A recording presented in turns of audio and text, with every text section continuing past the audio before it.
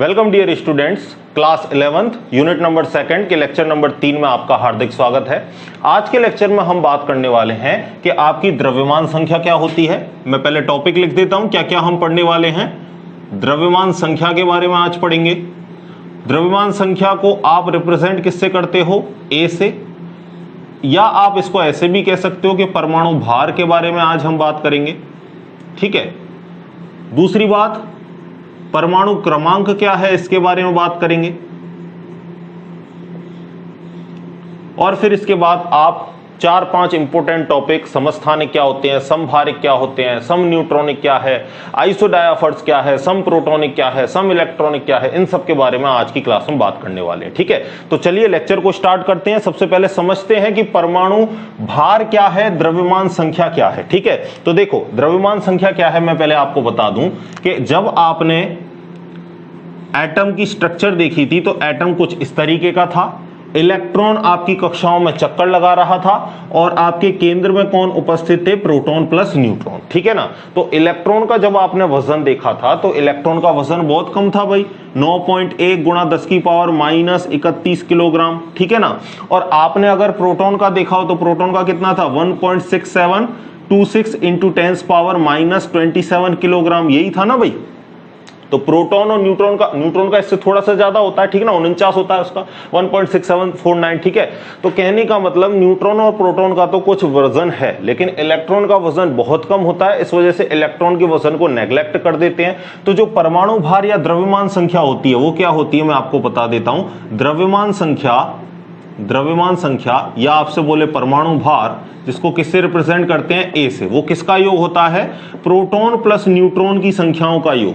Proton plus neutron की संख्याओं का योग क्या कहलाता है? आपका परमाणु भार या द्रव्यमान संख्या, जिसको किससे रिप्रेजेंट करते हैं? ए से। ठीक है, समझ गए बात को। अब एक क्वेश्चन आपका और यहां पर बनता है कि प्रोटॉन इलेक्ट्रॉन से कितने गुना भारी है? प्रोटॉन इलेक्ट्रॉन से कितना गुना भारी है? कितना गुना भारी है? ठीक है, तो याद रहे ये अगर आपका क्वेश्चन है तो आंसर क्या होगा? देखो भाई, प्रोटॉन के वजन में इलेक्ट्रॉन के वजन का भाग लगा दो, आंसर मिल जाएगा। और आंसर आएगा आपका कितने गुना? 1837 गुना। कितने गुना भारी होता है? 1837 गुना भारी होता है। ठीक है ना। कभी कभी कंपटीशन एग्जाम में ना ये जो वैल्यू है ये 1836 से 40 तक वेरी करती है। कभी कभी आपको ऑप्शन में एग्जैक्ट 1837 ना मिले तो या तो आपको 1836 मिलेगा या 40 मिलेगा। ठीक है ना। एक्यूरेट आप देखोगे तो एक्यूरेट भाई आपका 1837 ही आता है। अब ऑप्शन में अगर आपको एक दो इधर उधर मिल गया तो आप पहचान के उसको टिक कर दोगे। समझ गए बात को। तो प्रोटॉन इलेक्ट्रॉन से कितना गुना भारी है भाई? 1837 गुना भारी है। तो द्रव्यमान संख्या समझ में आ गई। एक चीज आपको और याद रखनी है कि केंद्र जो न्यूक्लियस है उसमें उपस्थित प्रोटॉन व न्यूट्रॉन की संख्या को, या प्रोटॉन व न्यूट्रॉन को सम्मिलित रूप से क्या कहते हैं भाई? इसको सम्मिलित रूप से इसको न्यूक्लियॉन कहते हैं। न्यूक्लियॉन कहते हैं। ठीक है, तो ये चीज आपको याद रखनी है कि प्रोटॉन और न्यूट्रॉन इन दोनों को सम्मिलित रूप से आप क्या कहोगे? न्यूक्लियॉन कहोगे। क्या कहोगे भाई इसको? न्यूक्लियॉन। ठीक है ना, क्वेश्चन में पूछा जा चुका है ये कई बार। ठीक है, एक चीज और, अगर आपसे बोल दे कि फर्मियन क्या है तो आप याद रखोगे प्रोटॉन, इलेक्ट्रॉन और न्यूट्रॉन तीनों को सम्मिलित रूप से क्या कहा जाता है? तीनों को सम्मिलित रूप से फर्मियन कहा जाता है। ठीक है, याद रखोगे फर्मियन। ठीक है, तो इस बात को लिख लो भाई। ये जो बात आपको बताई है काम की बात ये रही आपकी, लिख लो इसको। लिख लिया, स्क्रीनशॉट भी आप ले सकते हो। ठीक है ना, चलें आगे। चलो ठीक है, नेक्स्ट बात करते हैं हम, परमाणु क्रमांक क्या है? परमाणु क्रमांक, तो नेक्स्ट हेडिंग आप लगाओगे, नेक्स्ट हेडिंग होगी आपकी परमाणु क्रमांक, एटॉमिक नंबर।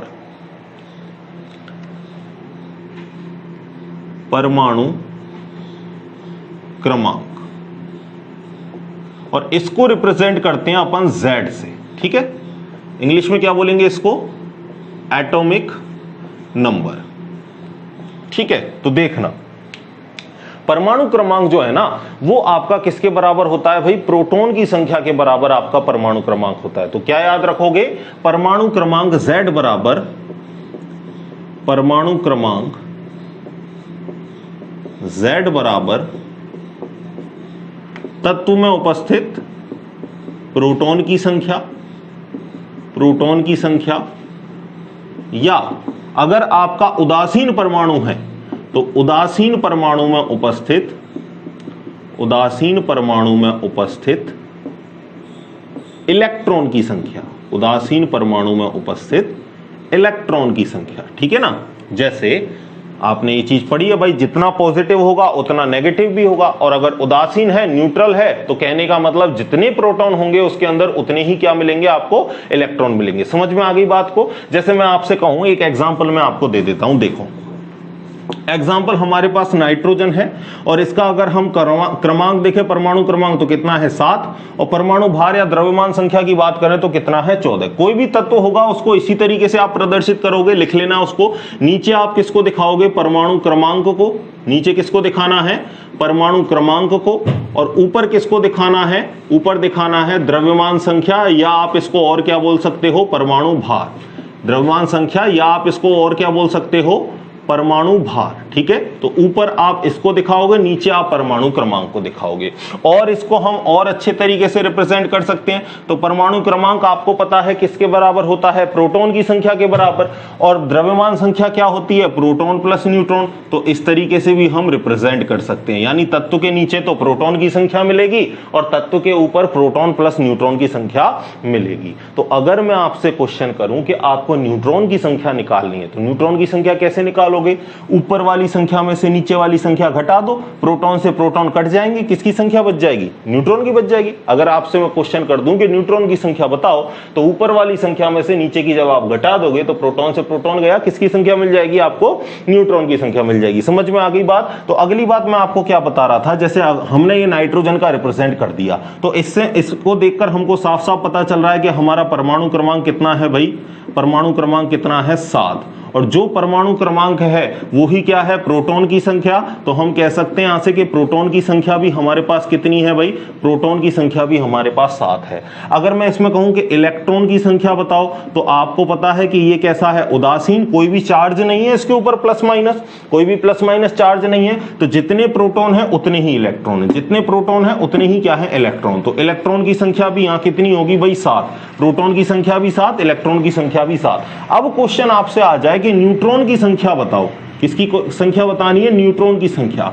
तो जब भी न्यूट्रॉन की संख्या बोले, मैंने आपको क्या बोला, द्रव्यमान संख्या में से परमाणु क्रमांक को घटा दो, आंसर आपका आ जाएगा। ऊपर वाली संख्या में से नीचे वाली संख्या घटा दो, न्यूट्रॉन की वैल्यू आ जाएगी। तो न्यूट्रॉन की संख्या बराबर, आप अगर फॉर्मूला लिखना चाहोगे तो क्या लिखोगे कि परमाणु भार में से क्या घटा दो, परमाणु क्रमांक, क्या घटा दो, परमाणु क्रमांक। तो आपको किसकी संख्या मिल जाएगी, न्यूट्रॉन की संख्या मिल जाएगी। परमाणु भार कितना है, परमाणु भार या द्रव्यमान संख्या कितनी है 14, परमाणु क्रमांक कितना है 7, तो न्यूट्रॉन की संख्या कितनी निकल के आएगी 7। तो कहने का मतलब, अगर इसमें आपसे क्वेश्चन बोल दे कि प्रोटॉन, इलेक्ट्रॉन व न्यूट्रॉन की संख्या बताओ, तो आप कहोगे प्रोटॉन की संख्या कितनी है इसके अंदर 7, आप कहोगे इलेक्ट्रॉन की इसके अंदर कितनी संख्या है 7, आप कहोगे न्यूट्रॉन की संख्या इसके अंदर कितनी है 7। ठीक है, समझ में आ गया। इस तरीके से अब आपको कितने भी एग्जाम्पल दे दे, एक एग्जाम्पल अगर हमारे अच्छे से समझ में आ गया तो बाकी हर एग्जाम्पल को हम आसानी से कर पाएंगे। लिख लो इसको, फिर एक दो एग्जाम्पल मैं आपको और देता हूं। लिख लो भाई इसको, एक बार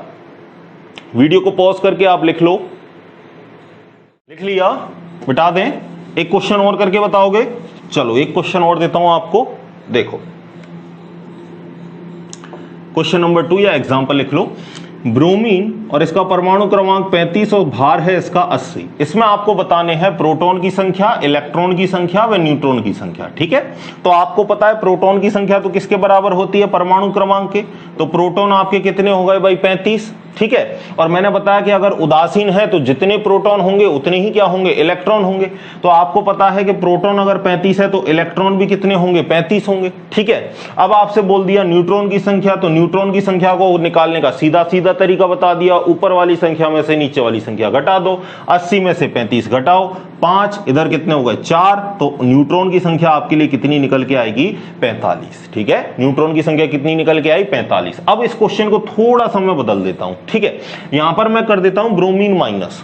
ठीक है, बी आर नेगेटिव में आपको बताना है। तो क्या याद रखोगे कि जब भी नेगेटिव चार्ज आएगा तो इलेक्ट्रॉन की संख्या में आपको क्या करना है, प्लस करना है, और जब भी पॉजिटिव चार्ज आ जाए तो इलेक्ट्रॉन की संख्या निकालने के लिए आपको क्या कर देना है, माइनस।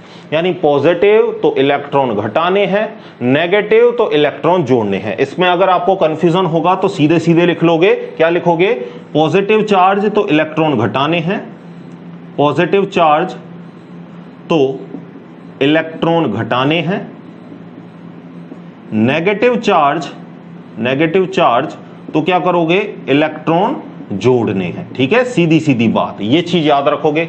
अब Br नेगेटिव हो गया तो ऋणावेश है तो क्या करना है, इलेक्ट्रॉन जोड़ना है। कितना ऋणावेश है, एक ऋणावेश है, तो इलेक्ट्रॉन जोड़ना भी कितना होगा, एक। पहले तो इसको लिख लो, Br वाले को लिख लो, पहले इसको। ठीक है, अब हमने कर दिया इसका Br माइनस, तो Br माइनस में क्या होगा, कितना माइनस है, एक माइनस, तो जितना नेगेटिव चार्ज उतने इलेक्ट्रॉन जोड़ने हैं। 35 में एक जोड़ा तो मैंने इलेक्ट्रॉन कितने हो जाएंगे, अब मेरे 36 रह जाएंगे। ठीक है, लेकिन प्रोटॉन और न्यूट्रॉन की संख्या पर कोई भी परिवर्तन नहीं होगा, क्योंकि प्रोटॉन और न्यूट्रॉन की संख्या में यहां पर कोई इलेक्ट्रॉन का लेना देना नहीं है। समझ गए भाई, तरीका समझ में आ गया, लिख लो इसको भी। ठीक है, फिर आगे की बात करता हूं आपसे,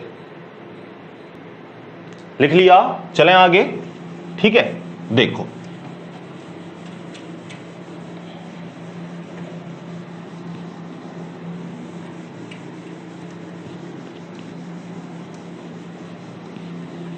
अब बात करते हैं हम कि समस्थानिक और समभारिक क्या है। ठीक है, समस्थानिक, चलो एक ही साथ इनको बता देता हूं, समस्थानिक,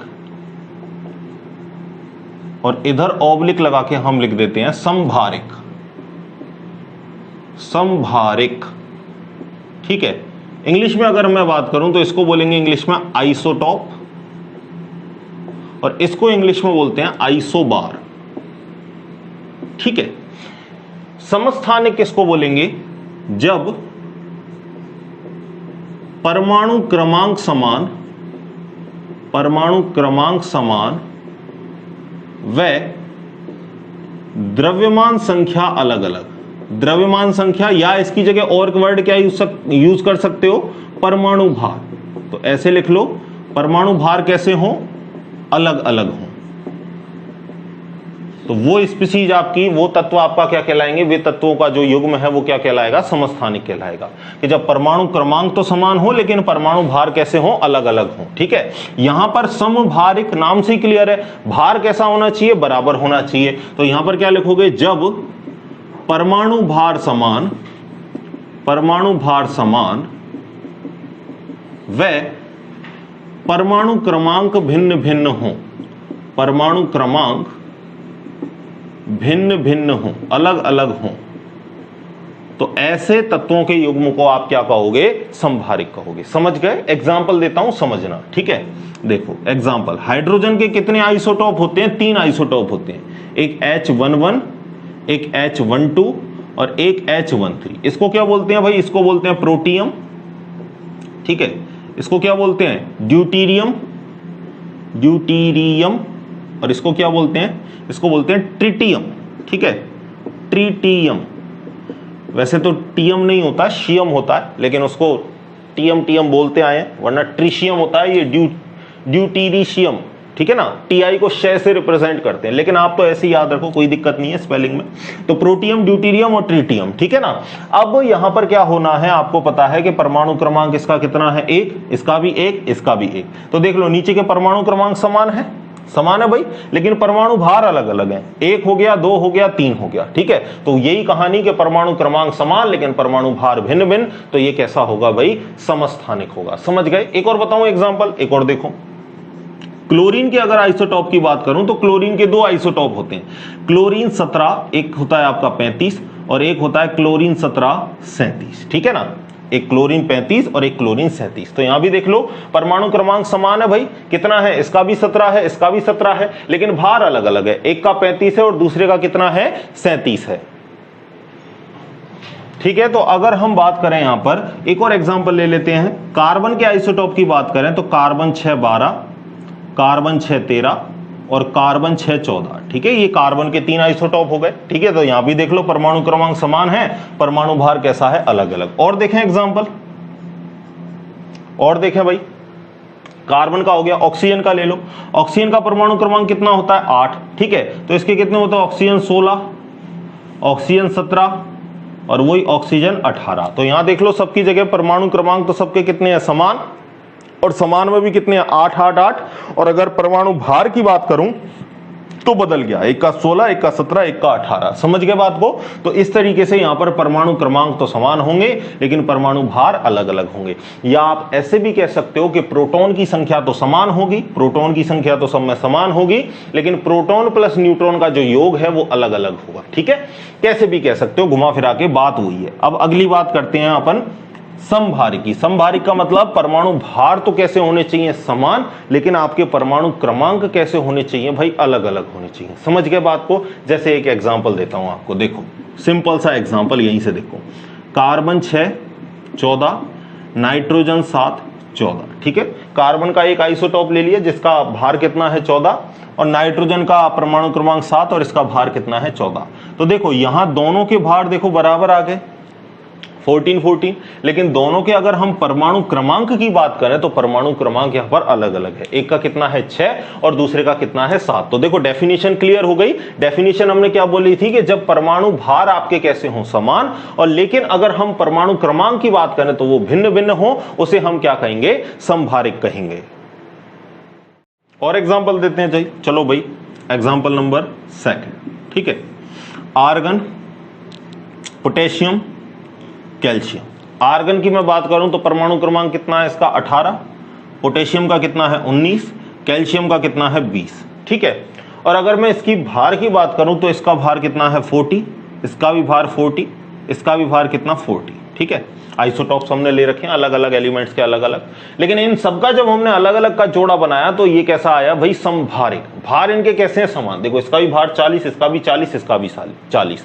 तो भार समान, परमाणु क्रमांक कैसे अलग अलग। तो भार समान आ गया तो ये जोड़ा किसका हो गया, समभारिक का हो गया। ठीक है, समझ गए? एक एग्जाम्पल और देख लो भाई।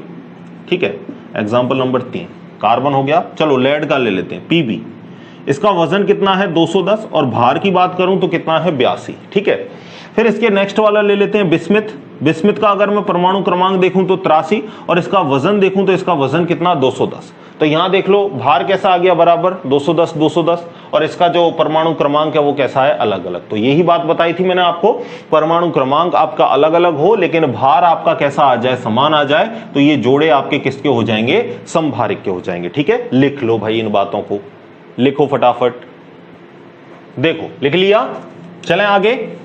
चलो आज अब नेक्स्ट हम बात करेंगे कि सम प्रोटॉनिक क्या है, सम इलेक्ट्रॉनिक क्या है, ठीक है, सम न्यूट्रॉनिक क्या है, इन सब की बात करते हैं। देखना भाई, अगली हेडिंग हमारी होगी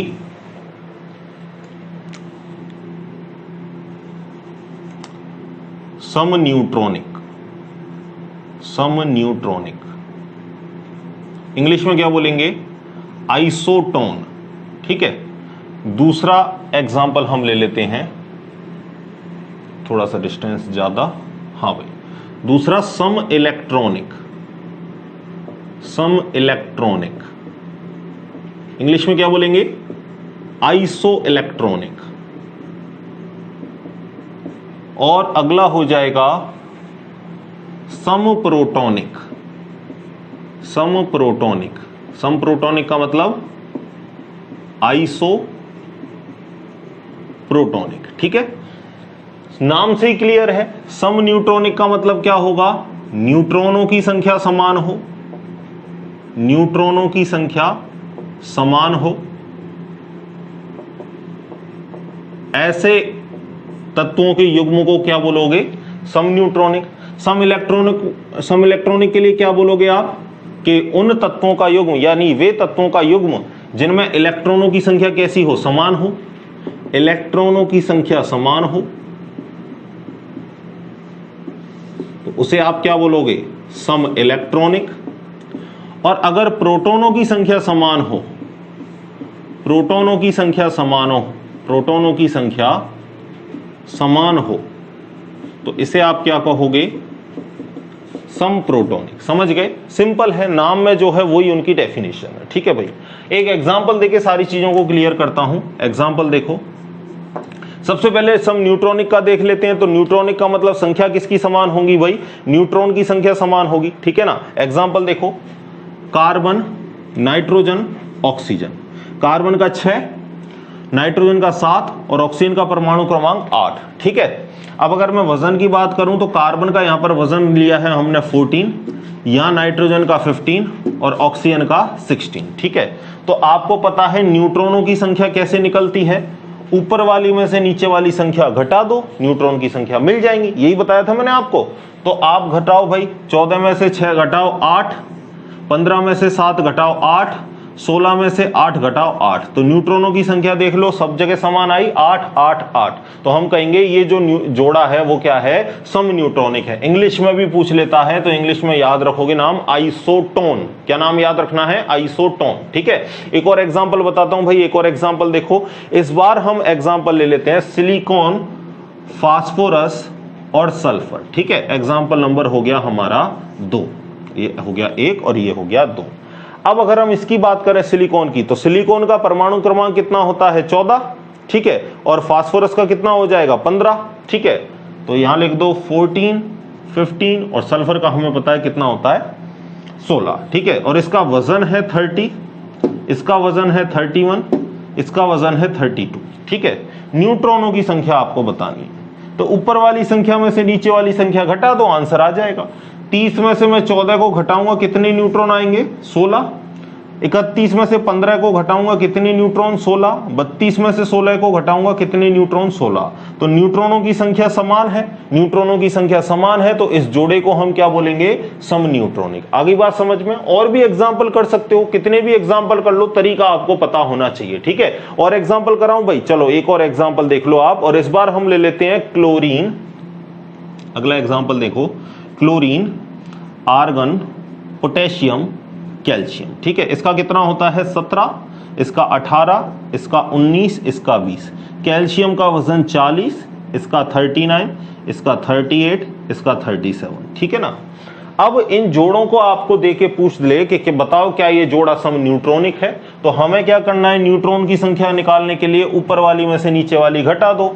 अगर मैंने 37 में से 17 को घटाया तो कितने आएंगे, न्यूट्रॉन 20। 38 में से 18 को घटाया तो न्यूट्रॉन 20। 39 में से 19 को घटाया तो न्यूट्रॉन कितने आएंगे, 20। ठीक है, और 40 में से 20 को घटाया तो न्यूट्रॉन कितने आएंगे, 20। यानी न्यूट्रॉनों की संख्या समान, तो ये जोड़ा आपका किसका होगा, सम न्यूट्रॉनिक का होगा। आई थिंक इतने एग्जांपल आपके लिए मोर देन सफिशिएंट है। अगले की बात करता हूं भाई, नेक्स्ट देखो। हाँ, सम इलेक्ट्रॉनिक, यानी इलेक्ट्रॉनों की संख्या यहां पर कैसी होनी है, आपकी समान होनी है। ठीक है, समझ गए बात को आप मेरी को। अब देखो, इलेक्ट्रॉनों की संख्या समान करनी है तो जोड़े में आपको इलेक्ट्रॉन चेक करने हैं। अब इलेक्ट्रॉन चेक करने का मैंने आपको बता दिया कि पॉजिटिव चार्ज तो क्या करना है बताओ, इलेक्ट्रॉन घटाने हैं।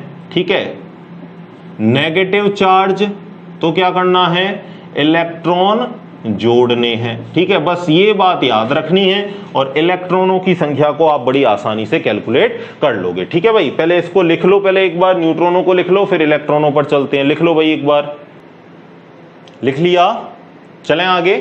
चलो, इलेक्ट्रॉनों की संख्या देख लो। एग्जाम्पल देता हूं आपके लिए, example number 1, H- He, lithium plus, beryllium 2+। ठीक है ना, इसमें आपको बताना है किसकी संख्या, इलेक्ट्रॉनों की संख्या। तो अब आपको पता है माइनस आना है तो इलेक्ट्रॉन आपको जोड़ने हैं। ठीक है, हाइड्रोजन में 1 प्रोटॉन है तो इलेक्ट्रॉन भी कितना होगा, 1 ही। भाई नीचे अगर मैं बात करूं तो इसका 1 है परमाणु क्रमांक, इसका 2 है, इसका कितना है, 3 है, इसका कितना है, 4 है। तो अगर मैं यहाँ इलेक्ट्रॉनों की संख्या देखूं तो आपको पता है परमाणु क्रमांक में माइनस का है तो माइनस में इलेक्ट्रॉन जोड़ना है। 1 में 1 जोड़ा तो यहाँ कितने इलेक्ट्रॉन आए, 2। हीलियम में आपको पता है ऊपर कुछ चार्ज नहीं है तो जितने प्रोटॉनों की संख्या है उतनी इलेक्ट्रॉनों की संख्या, तो इलेक्ट्रॉनों की संख्या भी कितनी, 2। ठीक है, यहां अगर मैं बात करूं तो 3 है, पॉजिटिव चार्ज आ गया तो मुझे इलेक्ट्रॉन घटाने हैं। 3 में से 1 इलेक्ट्रॉन घटाएंगे क्योंकि पॉजिटिव चार्ज कितना है, 1, तो 1 इलेक्ट्रॉन घटाएंगे। 3 में से 1 गया तो इलेक्ट्रॉनों की संख्या यहां भी कितनी आई, इलेक्ट्रॉनों की संख्या यहां भी कितनी आई, 2। अगले की बात करूं, बेरिलियम परमाणु क्रमांक कितना है, 4, और पॉजिटिव आ रहा है चार्ज तो पॉजिटिव इलेक्ट्रॉन घटाने, कितना पॉजिटिव, 2 पॉजिटिव, तो घटाना भी कितना है, 2। तो 4 में से 2 गया, इलेक्ट्रॉनों की संख्या कितनी आई, 2। तो हर जगह देख लो इलेक्ट्रॉनों की संख्या कितनी है, 2 2 2। ठीक है, और बताऊं एग्जाम्पल, एक और एग्जाम्पल देख लो। ठीक है भाई, देखना, नियोन ले लिया, सोडियम प्लस ले लिया, मैग्नीशियम 2+ ले लिया। नियोन आपको पता है परमाणु क्रमांक 10, इसका 11, इसका 12। तो इलेक्ट्रॉनों की संख्या देखनी है तो न्यूट्रल है तो 10 ही इलेक्ट्रॉन होंगे। यहां आपको पता है 11 में से एक पॉजिटिव चार्ज आ गया तो घटाना है, 11 में से एक घटाओगे तो कितना आएगा 10। यहां आपको पता है 12 है तो 12 में से कितने पॉजिटिव चार्ज आ गया, घटाना है, 12 में से 2 घटाओगे कितने इलेक्ट्रॉन, 10। समझ गए बात को। और एग्जाम्पल दूं, और एग्जाम्पल देख लो भाई, क्लोरीन माइनस, बहुत गणेरे एग्जाम्पल ले लो, कोई दिक्कत वाली बात नहीं है। क्लोरीन माइनस, आर्गन हो गया, पोटेशियम प्लस हो गया और कैल्शियम प्लस हो गया। चाहे आप नीट के एग्जाम देख लो, आईसीआर जेट में तो पूछे ही जाते हैं, नीट में भी एक क्वेश्चन आपको मिल जाएगा, सम इलेक्ट्रॉनिक जोड़ा है बताओ, ठीक है।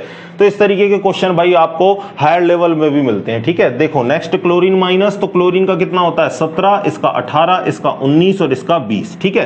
तो माइनस में जोड़ना है, 17 में 1 जोड़ोगे तो इलेक्ट्रॉन कितने हो जाएंगे 18। भाई माइनस एक चार्ज है ना, तो 17 में 1 जोड़ दो 18, ये तो न्यूट्रल ही है तो 18 के 18 इलेक्ट्रॉन होंगे। प्लस चार्ज आ रहा है, घटाना है, 19 में से 1 घटाओ कितने इलेक्ट्रॉन 18, 20 में से कितने इलेक्ट्रॉन घटाओ 2 इलेक्ट्रॉन घटाओ कितने हो जाएंगे 18, क्योंकि पॉजिटिव चार्ज आता है तो इलेक्ट्रॉन हमको घटाने। समझ गए भाई, सम इलेक्ट्रॉनिक बड़ी आसानी से पहचान लोगे, लिख लो इस बात को भी लिख लो। अब बात करते हैं सम प्रोटॉनिक की। सम प्रोटॉनिक का मतलब किसकी संख्या समान होगी भाई, प्रोटॉन की संख्या समान होगी। और प्रोटॉन की संख्या तभी समान होगी जब आपका तत्व बदला नहीं जाए, क्योंकि तत्व अगर सिमिलर है तभी उसके प्रोटॉन की संख्या समान रहेगी। क्यों, क्योंकि इसका परमाणु क्रमांक समान रहेगा। समझ में आ रही ना बात, एग्जाम्पल से समझाता हूं, देखना भाई, देखना एग्जाम्पल को, देखना एग्जाम्पल लेता हूं। सबसे पहले देखो आयरन का एग्जाम्पल ले लेता हूं, आयरन बढ़िया से इसको एक्सप्लेन करेगा। एक आयरन है, एक आयरन +2 है, एक आयरन +3 है, और आपसे पूछ रहा है कि क्या ये जोड़ा समप्रोटॉनिक है। तो मैं पहचान आपको बता दूं, अगर सेम तत्व है तभी वो जोड़ा, तभी वो युग्म जो है वो आपका समप्रोटॉनिक होगा, क्योंकि अगर तत्व अलग अलग हैं तो प्रोटॉन की संख्या समान होगी ही नहीं। समझ गए आप बात को, सेम तत्व आ रहा है तो समझ जाना कि समप्रोटॉनिक है। अरे भाई अगर मैं इसके में प्रोटॉन की संख्या निकालूं तो इसमें तो 26 है, इसका भी आयरन का परमाणु क्रमांक कितना होगा 26, ऐसा थोड़ी है 27 हो जाएगा इसका भी परमाणु क्रमांक कितना रहेगा 26। तो जो परमाणु क्रमांक है वही तो प्रोटॉन की संख्या होती है, तो प्रोटॉन की संख्या इसमें भी 26 है, इसमें भी 26 है और इसमें भी क्या है 26 है। अगर इलेक्ट्रॉन की पूछ लेता तो इलेक्ट्रॉन गड़बड़ी हो जाती। देखो अगर मैं इसमें इलेक्ट्रॉन की पूछता तो आपको पता है इलेक्ट्रॉन की संख्या इसमें तो कितनी है, उदासीन है तो 26 का 26 रहता, यहां +2 है तो 26 में से 2 घट जाते, इलेक्ट्रॉन कितने हो जाते इसमें 24, और यहां 26 में से 3 घट जाते तो इलेक्ट्रॉन कितने हो जाते यहां पर 23, ठीक है। तो इलेक्ट्रॉनों की संख्या तो अलग अलग होगी लेकिन प्रोटॉनों की संख्या तो कैसी आएगी, समान आएगी, ठीक है। तो समझ गए, मैंने आपको क्या बताया कि जब तत्व आपका एक समान हो तब आपका क्या आएगा भाई, सम प्रोटॉनिक आएगा। और एग्जांपल दे सकते हो, कोई दिक्कत वाली बात नहीं है। सोडियम का दे लो, सोडियम हो गया और सोडियम प्लस हो गया, इसका भी 11, इसका भी 11, तो प्रोटॉन की संख्या यहां भी कितनी है 11, यहां भी कितनी है 11। और एग्जांपल दे लो, कोई दिक्कत वाली बात नहीं है। मैग्नीशियम और मैग्नीशियम 2+, आपको पता है इस मैग्नीशियम का भी परमाणु क्रमांक 12, इसका भी 12, तो यहां प्रोटॉन की संख्या इसकी भी 12 और इसकी भी कितनी 12, ठीक है। तो यहां प्रोटॉनों की संख्या सब जगह कैसी है, समान है, ठीक है। तो एक बार लिख लो भाई, इस बात को लिख लो, लिख लिया, वीडियो को पॉज करके आप लिख सकते हो। तो आज की क्लास में इतना सफिशिएंट है भाई। 2 चीजें आपकी और बची हैं, एक तो आइसोडायाफर्स बचा है और एक आइसोस्टीन बचा है, उसको नेक्स्ट क्लास में मैं करवा दूंगा, ठीक है। वीडियो थोड़ी सी बड़ी हो जाएगी तो कोई बात नहीं, आज इतना काफी है। पढ़ते चलिए साथ साथ, ठीक है ना, और अपने नोट्स खुद से बनाते चलिए। मैं सारी चीजें यहां पर लिख रहा हूं। मिलते हैं नेक्स्ट वीडियो में, तब तक पढ़ते रहिए, खुश रहिए, धन्यवाद।